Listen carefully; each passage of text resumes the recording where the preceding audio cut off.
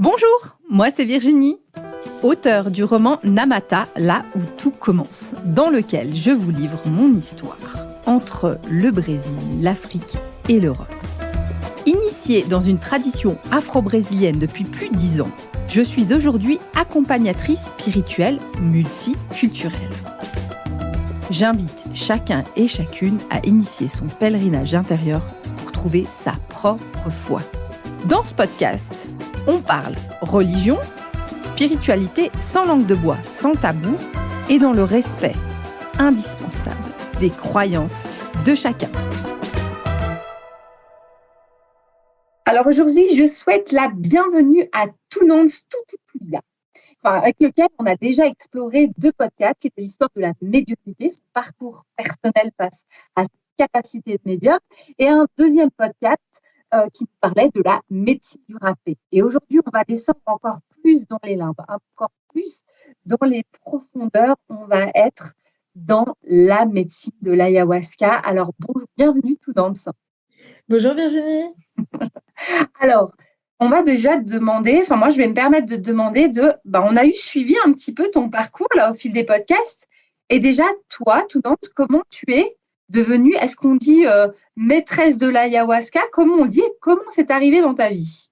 Alors du coup, le titre qu'on dit en Amérique du Sud, c'est ayahuasquero pour les hommes et ayahuasquera pour les femmes. Donc c'est la personne qui va porter la médecine de l'ayahuasca, donc qui aura passé différentes initiations et qui va se mettre au service de la médecine et au service des autres pour pouvoir leur amener la guérison.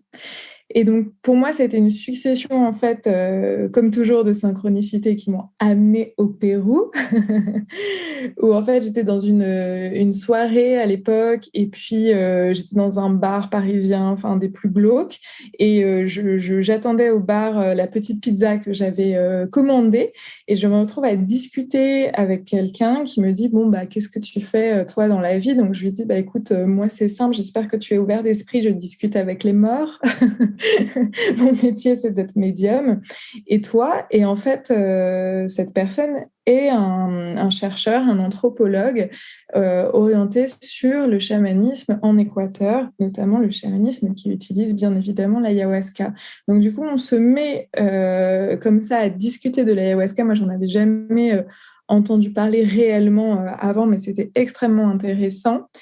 Et suite à cette rencontre avec cet anthropologue, on a continué un petit peu à échanger sur le sujet et je me suis mise à rêver toutes les nuits pendant 2 mois de la plante qui m'appelait à elle. Et donc, au bout de 2 mois, je commence à craquer et je me dis, là, il va falloir que j'y aille. Donc, j'ai fait quelque chose que vraiment je ne recommande à personne parce que c'est extrêmement dangereux. Donc, j'étais absolument idiote et inconsciente à l'époque, peut-être encore aujourd'hui, qui sait. Et donc, je décide de prendre un aller simple pour le Pérou. Donc, j'arrive là-bas. Bien sûr, je fais la version courte de cette histoire. Et suite à différentes synchronicités, j'arrive en Amazonie péruvienne et j'arrive dans un centre d'un maestro qui est assez réputé. Donc, maestro, c'est le terme pour dire maître, quelqu'un qui a vraiment atteint un certain niveau, donc un ayahuasquero qu'on respecte beaucoup, qui s'appelle Juan Flores. Et là, donc, je décide de prendre de l'ayahuasca et puis au final, je ne l'ai jamais quitté par la suite. Donc voilà, donc du coup, ça a été une rencontre extrêmement riche et décisive dans ma vie.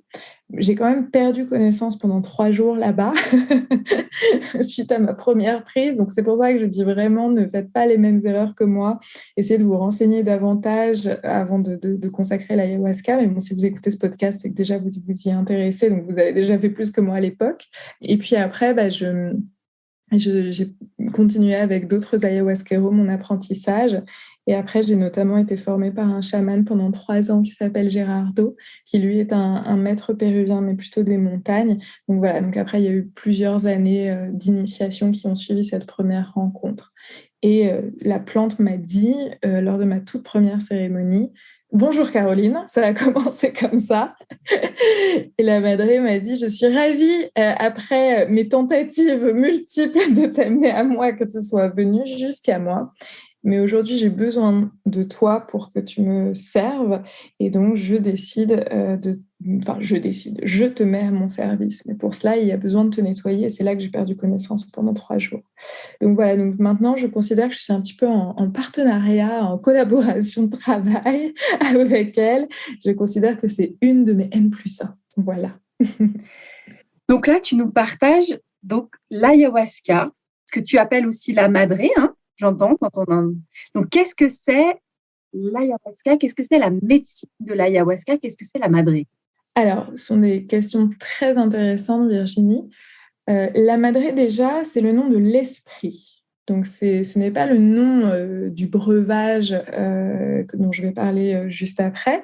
C'est le nom de l'esprit qui intervient lorsque l'on boit cette médecine. Au Brésil, on dit lorsque l'on consacre cette médecine. C'est le terme pour dire je vais boire de l'ayahuasca. On dit je vais consacrer.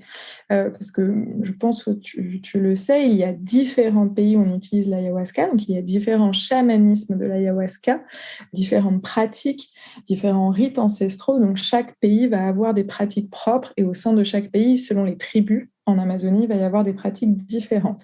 Par contre, ce qu'on retrouve partout, c'est que pour pouvoir constituer le breuvage qu'on appelle l'ayahuasca, il faut impérativement 2 plantes. Une qui est la fameuse ayahuasca, qui est une liane, qui peut avoir également d'autres noms selon les pays. Enfin voilà, on peut l'appeler Yaré, Mariri, etc. Mariri, c'est au Brésil. Et une plante qui, elle, va contenir la fameuse DMT. Donc la plus répandue, c'est la chacruna, mais on peut trouver certains pays, on va bien sûr retrouver une base d'ayahuasca. Et la deuxième plante va être une autre plante qui contient de la DMT, mais qui n'est pas forcément de la chacruna.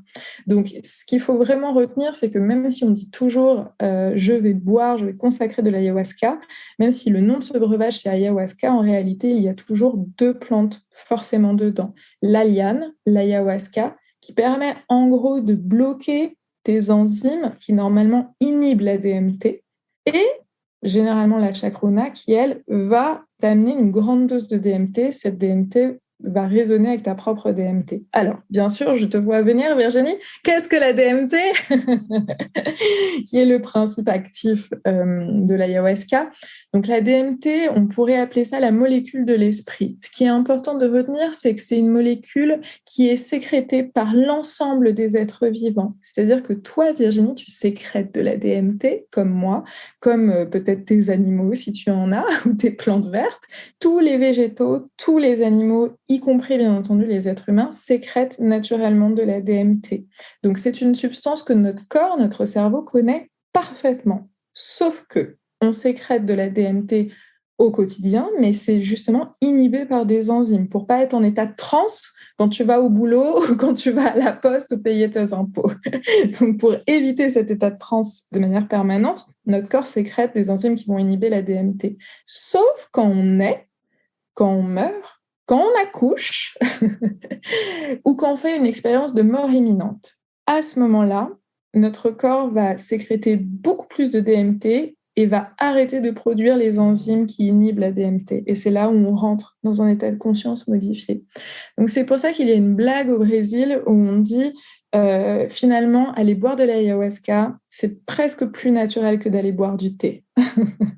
Parce que contrairement même à des compléments alimentaires comme du magnésium ou du fer ou ce genre de choses que le corps ne produit pas, dont il a besoin mais il ne le produit pas, nous produisons la DMT. Donc prendre de l'ayahuasca, c'est augmenter la quantité de DMT en soi, bloquer les enzymes qui d'habitude inhibent la DMT, mais par contre c'est un phénomène qui est, je dirais, alors bien sûr, je vais le prendre avec des pincettes, mais relativement naturel, c'est-à-dire que le corps connaît cette substance active. Donc, l'ayahuasca, c'est vraiment de l'ayahuasca, la liane, de la chacruna, des feuilles de chacruna, de l'eau de source, tout ça dans une grande marmite sur un feu et des personnes qui ont fait une diète stricte, qui vont prier, qui sont formées pour cela, pour constituer cette médecine. Donc, il y a aussi tout cet aspect spirituel qui est extrêmement important. Parce que un de mes combats, c'est de lutter contre le néo-chamanisme. Il y a énormément, malheureusement, d'effets de mode autour de l'ayahuasca en ce moment. Et il y a des personnes qui vont comme ça s'improviser ayahuasquero ou qui vont utiliser des médecines qui n'en sont pas. Donc, la médecine, c'est le surnom aussi donc de l'ayahuasca, parce que c'est une médecine. C'est ces plantes-là, mais aussi tout le rituel qui va générer cette magie, cette énergie positive et qui va augmenter l'énergie en lumière, on va dire, de cette médecine. Alors, la question, je vais la poser quand même pour être sûre, bien, c'est est-ce que c'est dangereux? Alors, c'est une question qui est extrêmement importante. Je vais te répondre, on va dire, en 2 étapes. Mais la réponse est, je vais dire oui, c'est dangereux. Je vais justifier en quoi. La première chose que je tiens à préciser, par contre, qui est extrêmement important, c'est que ce n'est pas une drogue. C'est pour ça qu'on appelle ça une médecine. C'est-à-dire qu'il n'y a pas de toxicité dans le corps. Tu ne peux pas avoir de réaction toxique. Tous les accidents qu'on entend, et malheureusement, il y en a beaucoup, c'est lié à des personnes qui utilisaient principalement quelque chose qui n'était pas réellement de l'ayahuasca, quelque chose qui était coupé avec de la drogue ou avec des choses qui n'étaient pas en tout cas une véritable médecine, qui n'était pas de l'ayahuasca. Mais l'ayahuasca en tant que telle, elle te plonge dans un état de conscience modifié, mais elle ne peut pas générer de problématiques dans le corps. Ce n'est pas une drogue, donc il n'y a pas non plus d'accoutumance, il ne peut pas y avoir d'addiction, bien au contraire, souvent on y va un petit peu à reculons. Et il n'y a pas de descente, on ne peut pas avoir comme après une drogue dure cet effet bad trip, etc. Au contraire, elle va rentrer en résonance avec les récepteurs de sérotonine et donc tu vas te sentir globalement beaucoup plus heureux dans ta vie parce que tu produiras plus de sérotonine et tu ressentiras mieux ta sérotonine. Par contre, ce qui est sûr, c'est que il y a, en tout cas dans les enseignements qui, moi, m'ont été transmis de mes maîtres, il y a certaines interdictions formelles. Si on a des problèmes, on va dire, pathologiques au niveau de ce que la société va appeler des maladies mentales, par exemple de la schizophrénie ou qu'on est diagnostiqué bipolaire ou ce genre de choses, là, c'est absolument no way. Parce que du coup, on n'a pas forcément toute la capacité en état de conscience modifié de faire la distinction entre la réalité et ce qui ne l'est pas vraiment. Et comme nos émotions peuvent être amplifiées et pas forcément de la bonne manière, si on a ce type de structure au niveau du mental, on peut vraiment vivre un enfer. Donc du coup, ça, c'est vraiment une interdiction formelle. L'autre chose, c'est que quand tu consacres et que tu rentres en état de conscience modifié, tu vas affronter tes propres démons. Donc, tu vas voir tout ce qui réside en toi, le bon, mais aussi le moins bon.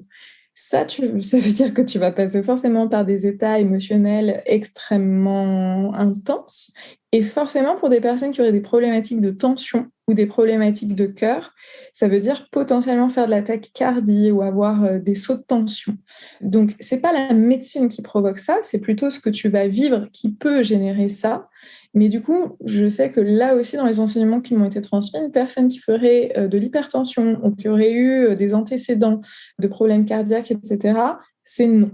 Dernière restriction, les personnes qui prennent des médicaments, notamment les antidépresseurs ou les anxiolytiques, là aussi, il y a des risques d'interaction entre les substances.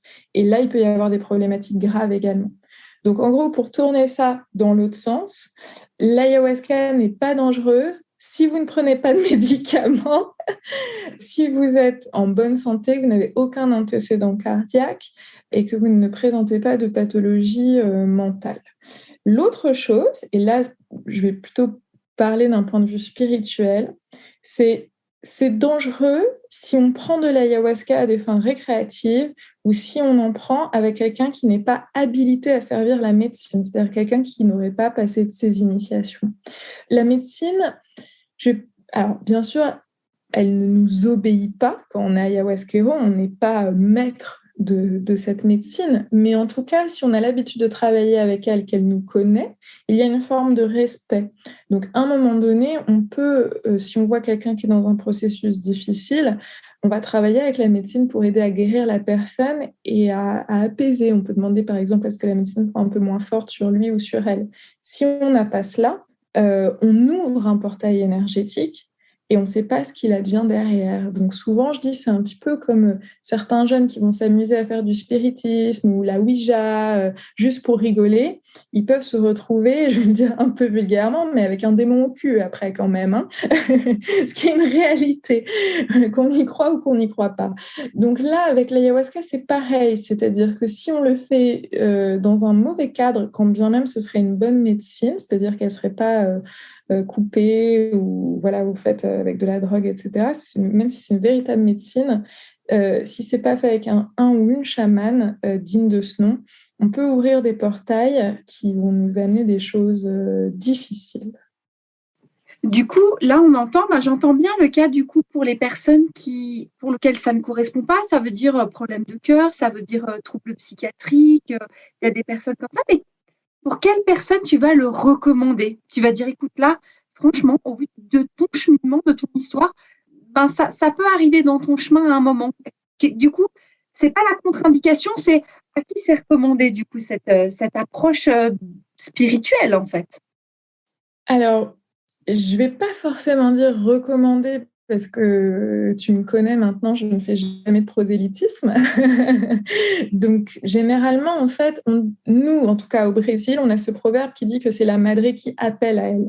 Elle va choisir les personnes. Un petit peu ce que j'expliquais en préambule, où moi, j'ai rêvé de la médecine jusqu'à ce que je décide de venir jusqu'à elle. Alors, bien sûr, ça ne veut pas dire venez consacrer de l'ayahuasca que si elle vous harcèle pendant des mois pour que vous veniez à elle. Mais généralement, on va commencer à avoir des signes et ça va être surtout dans un moment, je dirais, où si on se sent soit perdu dans sa vie, on a essayé plein de thérapies, des thérapies douces ou classiques ou alternatives, etc. Et en fait, malgré tout, on n'est pas bien. On n'arrive pas à être à sa place, on ne trouve pas sa place, on n'arrive pas surtout à être heureux. En fait, je dirais ça. C'est moi ce que j'appelle un coup de défibrillateur. C'est-à-dire que c'est vraiment je vais dire une thérapie, en tout cas une médecine qui va être quand même brutale, hein, il faut le dire. Si vous êtes fait, comme on dit au Brésil, fait de cristal, que vous êtes une petite nature, n'allez pas vers l'ayahuasca, d'accord? Est-ce que c'est brutal ou est-ce que c'est confrontant en fait? C'est très confrontant quand on entend par brutal. Ouais, c'est plutôt confrontant, je te l'accorde. C'est juste que c'est confrontant et ça peut être quand même difficile dans le corps. C'est-à-dire qu'on peut se mettre à vomir pendant 3 heures non-stop. Donc, par brutal, j'entendais plutôt ce côté-là dans le corps, mais en effet, Ah ouais, même physiquement, ouais. Physiquement, c'est dur, hein. Ça peut être vraiment difficile. Le corps est éprouvé parce que, pareil, on a un dicton en Amazonie, on dit que la médecine va venir t'essorer comme un torchon sale et mouillé pour sortir l'eau croupie de toi. Donc, c'est vraiment cette image d'être tordu. On dit qu'elle casse les structures pour pouvoir te reconstruire derrière de la meilleure manière pour toi, pour que tu sois heureux. Mais il y a ce côté extrêmement confrontant.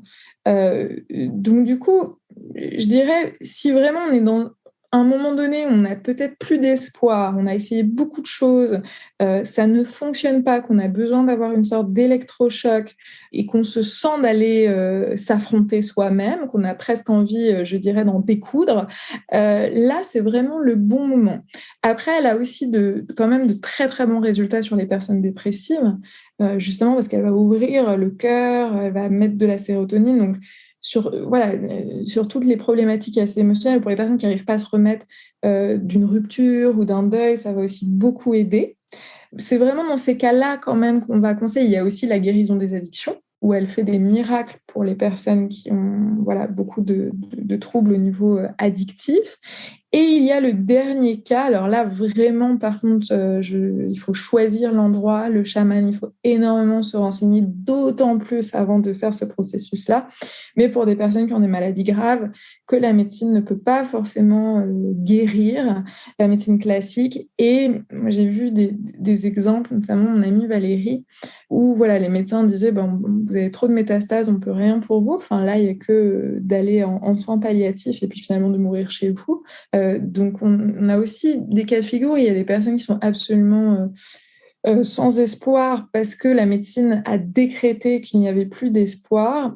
Et certains chamans, alors moi, ça, je ne le fais pas, je le dis en toute humilité, mais en tout cas, certains chamans vont tenter, en tout cas, de pouvoir accompagner la personne. Mais là, dans ce cas, il faut se rendre vraiment en Amazonie et rester des semaines et des semaines pour espérer potentiellement une guérison. Donc, il y a aussi ce cas-là que je suis obligée de mentionner, mais j'y mets absolument toutes les pincettes nécessaires.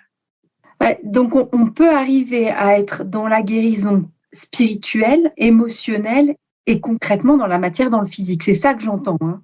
Il y a une amplitude de thérapie qui est exceptionnelle.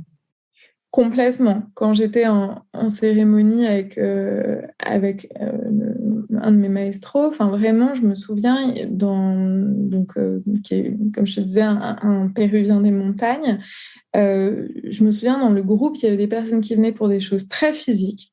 Qui avait par exemple une problématique de douleur chronique et personne ne savait pourquoi elles avaient ces problèmes, ce type de problème-là, de douleur chronique. D'autres personnes qui venaient pour des cas de dépression sévère et d'autres personnes qui venaient plutôt en quête de chemin spirituel et qui avaient plutôt des questionnements sur leur mission de vie, sur leur place, sur leur chemin. Donc, c'est à peu près ce type de population que j'ai pu croiser chez mon maître. Du coup, Tounance, ça se passe comment une cérémonie? En tout cas, j'imagine chez toi, il y a peut-être différentes façons de faire, ou comment ça se passe? Si on va pour faire une cérémonie, comment ça se déroule? Alors, du coup, là aussi, ce qui est très important, c'est vraiment de spécifier le rite. C'est-à-dire qu'en fonction de la tradition ancestrale à laquelle est rattaché l'ayahuasquero ou l'ayahuasquera, la cérémonie va être totalement différente. C'est-à-dire qu'au Pérou, concrètement, il va y avoir, par exemple, la bénédiction avec le tabac. On va déjà bénir la médecine avec la soplada, donc en soufflant le tabac. Donc on va travailler vraiment conjointement avec l'esprit du tabac, alors qu'au Brésil, tu vas retrouver plutôt le râpé, enfin le tabac, mais sous la forme du râpé. On en a parlé dans ton autre podcast. Et au Pérou, on va te servir une première dose. Et puis après, advienne que pourra. On va dire ça comme ça. On va attendre par exemple, potentiellement une demi-heure, puis après, on va chanter les fameux Icaros, les chants qui vont appeler des esprits de guérison. Donc, on va être sur quelque chose d'assez épuré, où on va vraiment avoir la voix de ceux qui sont habilités à chanter pendant la cérémonie. Ça va durer plusieurs heures, et puis à la fin, on va clôturer, notamment avec des parfums, avec l'usage de certains parfums.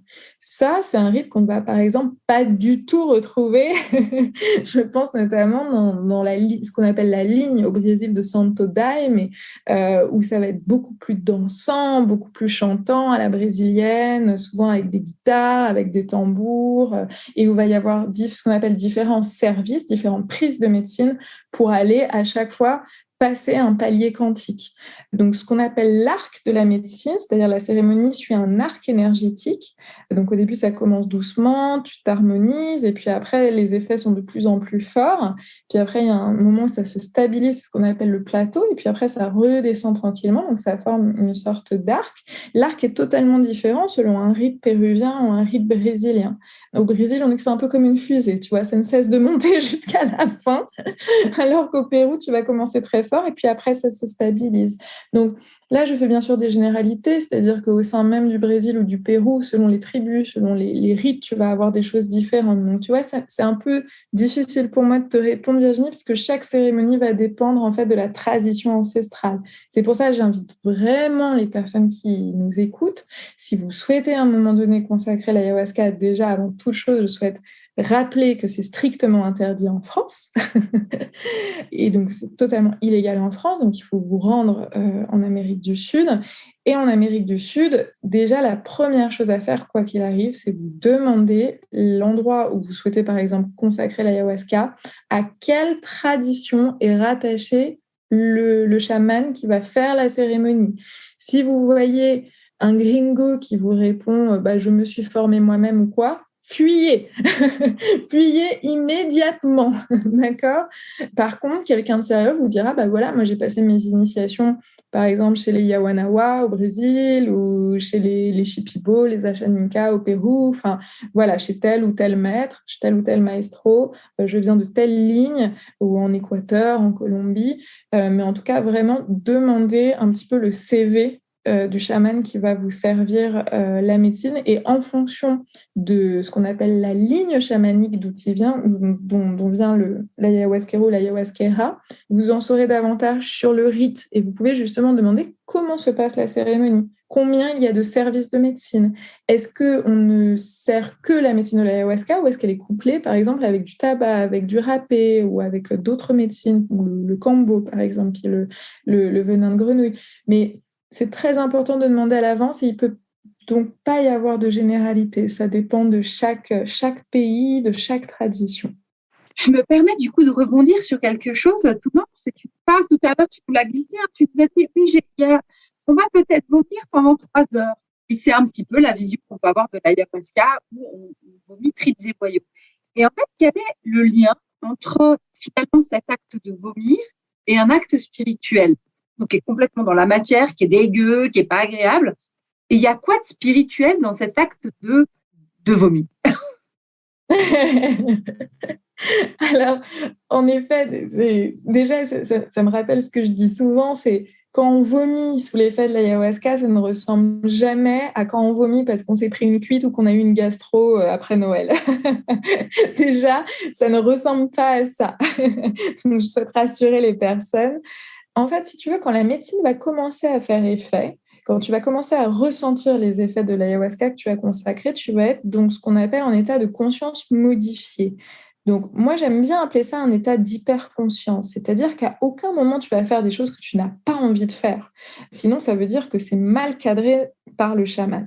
Mais tu vas être plutôt hyper conscient de tes émotions, de ton corps. Tu vas par exemple ressentir chaque cellule de ton corps ou tu vas sentir comme un animal les odeurs qui peuvent être à plusieurs kilomètres. Enfin, tu as vraiment une expansion de conscience, une expansion des sens. Et donc, du coup, quand tu vas contacter quelque chose de négatif que tu portes, ça peut être soit la mémoire d'un ancêtre. Par exemple, tu vas d'un coup, sous ayahuasca, tu vas avoir hyper mal à la jambe, tu vas te demander ce que c'est, tu n'as jamais eu mal à ta jambe de ta vie, et là, tu vas entendre la madré te dire « Ah, mais c'est Papy Michel, il a perdu la jambe pendant la guerre, ça a traumatisé toute la famille, personne n'en a parlé parce que c'était un secret, enfin, il y avait un tabou là-dessus, mais en réalité, tu portes cet héritage. » Et là, tu vas contacter donc, des choses que tu peux avoir d'un point de vue physique à des émotions ou à des blocages dans ta vie. Tu peux aussi, bien sûr, contacter ta tristesse ou voilà, différentes choses, mais en tout cas, tu vas être très conscient de toutes les choses où tu peux habituellement te voiler la face ou que tu ne veux pas voir ou des choses dont tu n'as pas connaissance. Je parlais notamment de Papy Michel. Et là, à ce moment-là, soit tu arrives à transmuter, c'est-à-dire que tu arrives, par exemple, à accorder un pardon ou à faire une sorte de pacte avec toi-même, tu vas ressentir de l'amour, donc tu vas réussir à guérir tes plaies émotionnelles. Soit si c'est trop lourd, je vais prendre un exemple, par exemple, de participants qui disaient qu'ils avaient pu avoir une relation extrêmement toxique avec leur mère ou avec leur père, avec de la violence, etc. Là, il faut juste évacuer, en fait, la charge de la violence qui a été ingérée, justement, j'ai envie de dire, pendant des années. Et à ce moment-là, c'est comme si la madré allait concentrer l'énergie au niveau de ton plexus solaire. Ça se passe vraiment au niveau du plexus. Et elle va éjecter ça. Du coup, tu vas toujours savoir, en tout cas moi, dans les cérémonies où j'ai eu la chance de participer, on sait ce qu'on vomit. Et tu sais que tu vomis à ce moment-là ta belle-mère, ton ex, ton boss, ou ton rapport à toi-même, ton manque d'amour vis-à-vis de toi. Mais en tout cas, tu vas avoir cet effet où le plexus va matérialiser l'énergie que tu portes ou que tu as hérité, dont tu as hérité, et va sortir ça hors de toi. Et c'est pour ça qu'on ne laisse jamais une purge d'une personne dans l'espace où on fait la cérémonie. La purge est immédiatement sortie par les assistants du chaman ou encore mieux par la personne elle-même. Mais en tout cas, tu vois, c'est vraiment comme si à un moment donné, la magie opère et ta charge est matérialisée dans ton plexus et tu vomis pour expulser ce que tu portais. Donc, non seulement tu sais ce que tu vomis, mais surtout, ça fait un bien fou. C'est-à-dire que derrière, comme on dit toujours, tu as l'impression de mourir pour renaître. Donc, c'est un profond nettoyage, puis il y a vraiment ce travail profond avec les émotions. Ce que je trouve intéressant, c'est souvent, par exemple, il y a des émotions qui peuvent être présentes depuis longtemps. Et on a beau batailler dans les stages de développement personnel, on essaye et on peut être plein de volonté, notamment, je pense à la colère, hein, qui est une émotion sur laquelle il y a un cheminement à faire.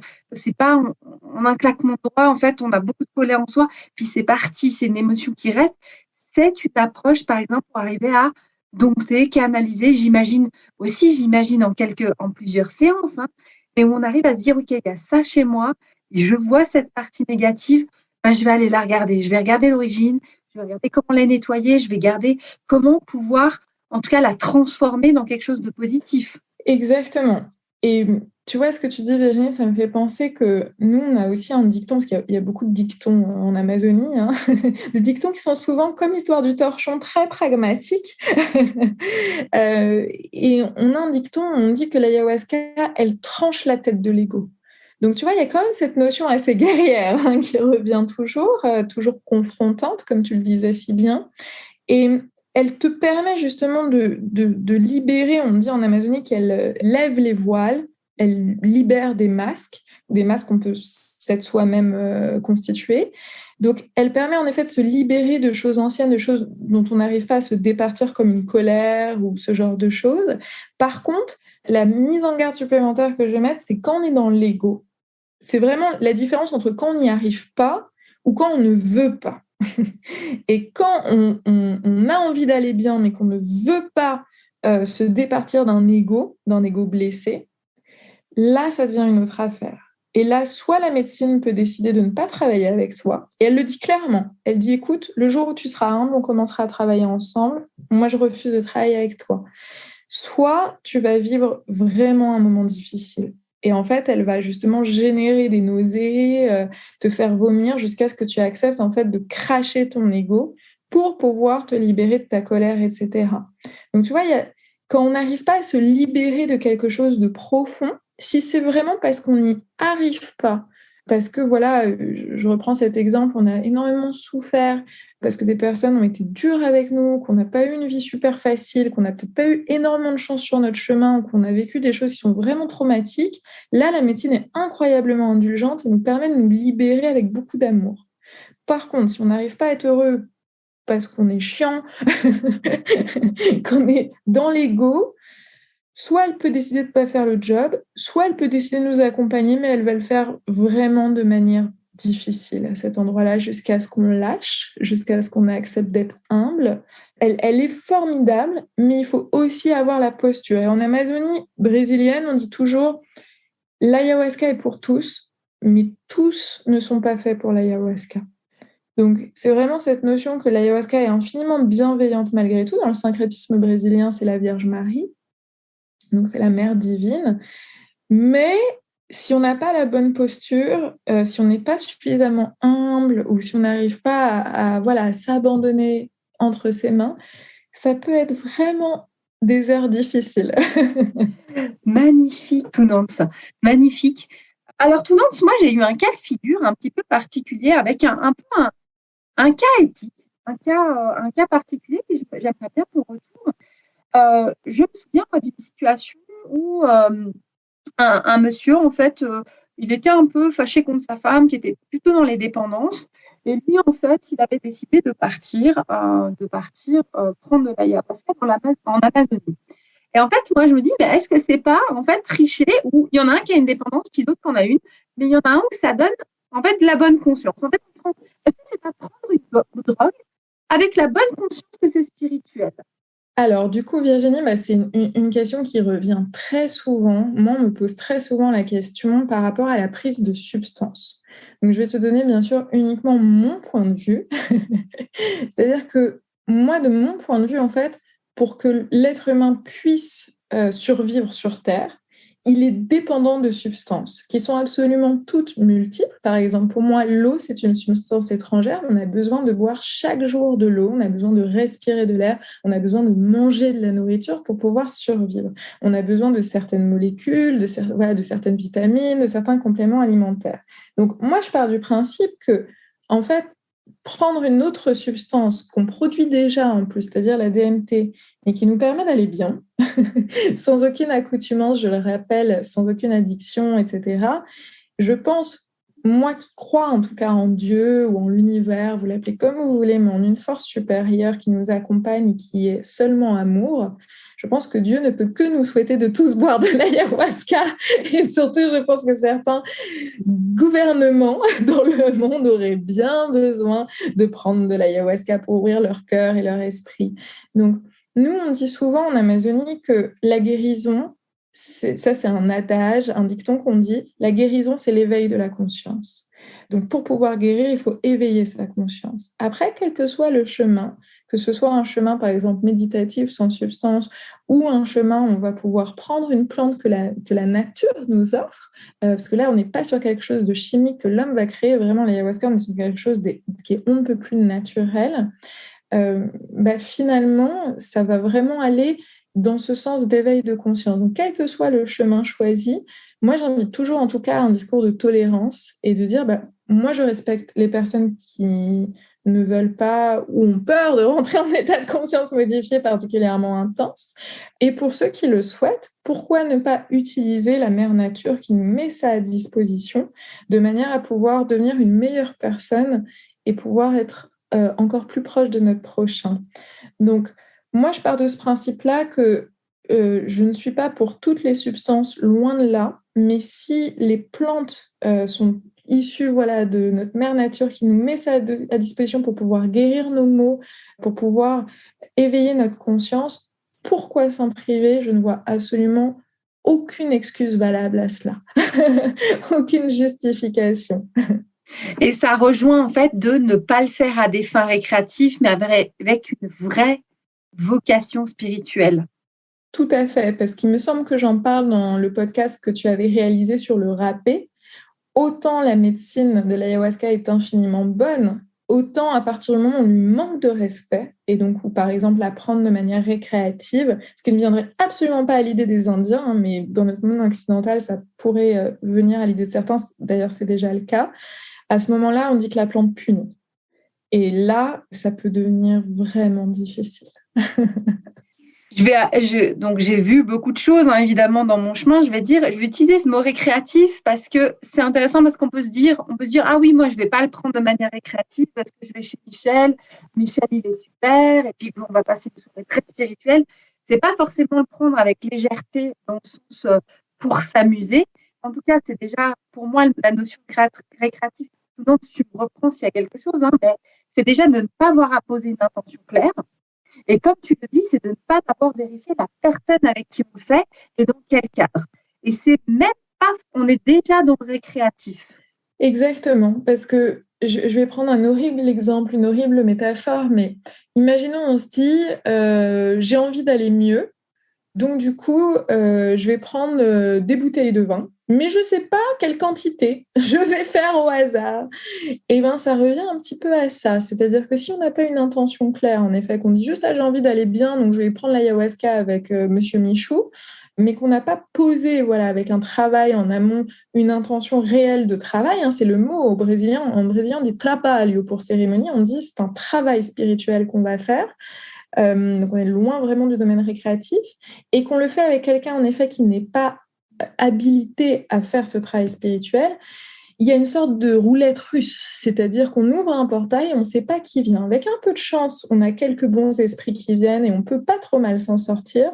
Si on a un peu moins de chance, même si on ne pensait pas initialement manquer de respect à la madré, on ne réalise pas un cadre spirituel cohérent avec sa prise et ça peut ouvrir des portails où il y aura des esprits dangereux qui peuvent venir. Je vais me permettre de te partager une anecdote que j'ai faite parce qu'évidemment, je ne sais pas si ça t'est arrivé, mais moi, ça m'est arrivé de faire évidemment une fois une prise d'ayahuasca et dans un cadre, alors pour le coup, c'est pour ça que je revenais sur récréatif, c'est qui était plutôt d'une manière innocente, peut-être avec curiosité. Et évidemment, dans un cadre que moi, je croyais sécure, mais je n'avais pas cette conscience, en fait, de cette initiation. C'est pour ça que je trouve que ce podcast est hyper important. Et j'étais sortie, évidemment, de cette cérémonie. Je ne vais pas vous mentir, moi, je n'avais pas eu de grande conscience, pas eu de grande révélation. Mais, en fait, ce qu'elle m'a offert, la plante, ça a été, je ne sais pas, 3 jours après. Donc, j'étais un peu décalée à côté de moi, mais je n'étais pas bien. Et le truc basique qui m'arrive, c'est mes voisins m'avaient laissé la clé de la maison. Il y avait un relevé de compteur. Je ne sais pas si ça se fait aussi en France. Fallait la personne, l'équivalent de l'EDF, qui doit vérifier les compteurs. Et j'avais la clé de chez mes voisins et j'accompagne la personne de l'EDF, sauf que je ne savais pas que les voisins avaient fait un trou dans leur sol. Donc en fait, moi, je suis tombée dans le trou. J'ai réussi à me retenir. Et en fait, j'ai eu juste un moment, ce flash, où en fait, j'avais les pieds qui pendaient dans la pièce du dessous et le corps en haut. J'ai eu peur, évidemment, je suis remontée, je me suis un peu fait mal. Mais en fait, le flash que j'ai eu, c'est là, t'es entre deux mondes, en fait. Et je l'ai eu physiquement, à un moment d'être entre deux espaces et de dire c'est dangereux. Parce que ça m'a quand même, c'était drôle parce qu'il y avait quelque chose de l'ordre du griffer des cuisses. Et c'était ce message-là, à ce moment donné. Je ne te cache pas qu'après, j'en ai plus jamais repris. Parce que c'était quelque chose où, finalement, pour moi, l'enseignement est venu sur c'est pas comme ça. Et c'est pas de cette manière-là. Si ça doit s'ouvrir, ce sera pas comme ça. Et j'ai aimé, moi, cette mise en garde de la plante. Heureusement, j'ai pas eu grand-chose, mais de dire, et j'étais pas partie, en fait, j'étais juste partie avec curiosité et innocence. C'était ça, moi, qui m'avait motivée. J'ai pris la conscience, quand même, de non, c'est pas que ça, en fait. On doit être beaucoup plus profond ça, dans sa démarche, en fait. Complètement. Après, je pense qu'en plus, tu as eu énormément de chance, Virginie, parce que j'imagine que tu étais déjà dans un parcours spirituel, donc tu avais déjà quand même des liens avec des esprits protecteurs. Non, alors pas encore à l'époque. C'était vraiment, il y a vraiment une quinzaine d'années. Alors j'ai dents. Alors tu vois, j'avais même pas. Non, c'est là où je me suis dit, ça a été une des révélations pour dire, à un moment, les traditions, c'est dans des chemins traditionnels. Effectivement, tu sais que le néo-chamanisme, on arrête. Voilà, c'est pas dedans. C'est pas dedans. Ça a été une des prises de conscience de dire, ça sert à rien d'aller faire des stages si on est moins bien après. Moi, ça a été une grande révélation. Puis des fois, les gens viennent me dire, mais j'ai fait un stage. Alors, il y a un moment où il y a une sorte d'adaptation, mais le but d'un stage de développement personnel, le but d'un cheminement, c'est moyennant une petite période, c'est d'aller mieux. Alors, du coup, je ne vais pas rebondir sur ton histoire de trou parce que je crois qu'elle parle d'elle-même. Donc, si vous ne voulez pas finir dans un trou, dernier message, ne consacrez pas l'ayahuasca n'importe comment. Donc oui, je vais rebondir sur ce que tu dis, Virginie, par rapport au fait d'attendre peut-être un résultat, d'aller mieux. Avec justement la médecina, pendant la cérémonie, c'est pas sûr que tu te sentes mieux. Hein. Parce que justement, comme il y a cette phase où tu dois prendre conscience de ce qui ne va pas, et notamment dans ton attitude, nous, on garantit jamais qu'en sortie de cérémonie, ton estime de soi aura été augmentée, hein, loin de là. Mais par contre, c'est en effet un processus, un chemin où si tu viens avec humilité, en fait, tu as par contre une immense gratitude en fin de cérémonie où tu te dis, ben voilà, en fait, maintenant je comprends pourquoi ma vie sentimentale elle est bloquée ou pourquoi j'ai telle douleur ou en fait ça vient de là, j'ai eu des réponses et avoir ces réponses que je n'avais pas réussi à avoir par le passé, ça n'a pas de prix. Et du coup, j'ai reçu aussi des indications sur comment mettre des choses en place ou changer d'attitude pour changer ma vie. Et du coup, en tout cas, on va partir avec cet élan à la fin de la cérémonie. C'est ça qui est important. Hein. C'est évidemment que tout travail sur soi, il y a un moment d'inconfort, même dans une psychothérapie classique, il y a un moment d'inconfort, mais il y a la ressource qui arrive. C'est ça qui est magnifique. C'est ça, exactement. C'est-à-dire que la médecine, en tout cas particulièrement, l'ayahuasca, elle va dire, voilà, je ne vais pas faire le job à ta place, quoi. Donc, je vais te nettoyer d'abord, c'est toujours dans cet ordre-là. Ensuite, je vais te donner des choses à faire. Et si tu suis tout ça, par contre, je peux te garantir que tu seras heureux. Donc, c'est toujours dans cet ordre-là. Moi, j'ai plus de questions. Est-ce que tu en avais une éventuellement à aborder? Mais moi, on a fait mon listing, en fait. Donc peut-être pour terminer, Virginie, donc l'ayahuasca, je ne l'ai pas dit explicitement, mais bien sûr, elle est issue d'Amazonie. Actuellement, l'Amazonie, je pense que tout le monde le sait, est en grande souffrance. Donc, ce que j'invite toujours, par rapport aux personnes qui souhaitent consacrer l'ayahuasca, donc, comme je l'ai dit, surtout renseignez-vous avant sur le chaman, de savoir où est-ce qu'il a été formé, comment il a été initié, à quelle tradition de tribu il est rattaché. Mais également, vraiment, aujourd'hui, je pense qu'on ne peut plus aller consacrer une médecine qui est issue d'Amazonie sans se demander comment elle est cultivée. C'est-à-dire qu'avant, il y avait peu de demandes, il n'y avait que les Indiens d'Amazonie qui prenaient de l'ayahuasca, donc la forêt était largement suffisante pour produire. Mais maintenant qu'il y a aussi cette espèce de tourisme autour de l'ayahuasca, les Indiens ont été dépassés. Et du coup, il y a des endroits où il n'y a plus d'ayahuasca, il n'y a plus de chacruna. Donc, c'est très important aussi de vous renseigner, s'il vous plaît. Vraiment, renseignez-vous si c'est, en tout cas, éco-responsable, c'est-à-dire que comment est produite l'ayahuasca que vous allez consacrer. Si des arbres sont replantés, des lianes sont peut-être plantées là où elles ont été cueillies, si on respecte la maturité de la liane, la maturité de la chacruna, c'est des choses qui sont vraiment extrêmement importantes. Et encore une fois, peut-être dernière chose, mais en Amazonie, c'est principalement une tradition orale. Donc, les Indiens, n'écrivent pas leur histoire, etc. Donc, on a peu d'historique, mais on date cette médecine à environ... En tout cas, on retrouve des traces il y a 3000 ans, il y a 5000 ans. Donc, c'est une médecine qui a plusieurs milliers d'années. Et je crois que je ne sais plus si c'était Jérémy Narby qui a écrit le Serpent cosmique, qui est une des figures vraiment en termes de recherche sur l'ayahuasca, mais qui disait que la probabilité pour que des Indiens d'Amazonie puissent trouver que l'ayahuasca mise avec la chacruna, cuite d'une certaine manière, permet à la fois de bloquer les enzymes qui inhibent la DMT et de produire de la DMT, il me semble que tu avais plus de chances de gagner à l'euro-million dans ta vie que de trouver cette combinaison parmi les millions d'espèces de plantes, de végétaux, d'arbres qu'il y a dans la forêt amazonienne. Donc, d'un point de vue spirituel, en tout cas, c'est mon avis personnel, je ne peux pas croire que ce soit un hasard. C'est impossible. Et les Indiens vont dire justement que ce sont évidemment les esprits de la forêt qui les ont guidés pour trouver la combinaison d'ayahuasca et de chacruna pour pouvoir réaliser ce breuvage sacré, qui est une histoire un peu similaire à celle du râpé. Donc voilà, je voulais terminer là-dessus. Vraiment, renseignez-vous. N'oubliez pas que c'est illégal en France. Et surtout, regardez si la forêt est respectée. Et quoi qu'il arrive, ne jamais prendre cette médecine à des fins récréatives. Aho Aho, haché.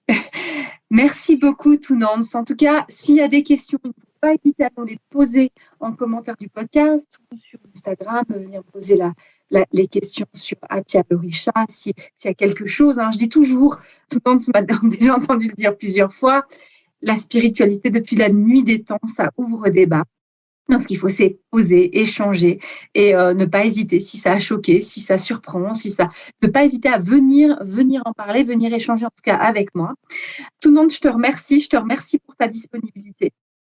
Je te remercie pour cette approche aussi très vulgarisée, très simple en fait de cette médecine. J'avoue qu'en préparant les questions, je me suis dit comment faire le plus accessible possible et pas partir tout de suite dans des explications spirituelles compliquées. Et ça a été vraiment un magnifique partage parce que tu l'as rendu, mais voilà, on a compris. Merci Tounance. C'était un plaisir, Virginie. Merci beaucoup de m'avoir posé tes questions. Merci pour l'écoute. Merci, et à toutes celles et ceux qui nous ont écoutés jusqu'au bout, je vous envoie à toutes et tous toutes mes bénédictions.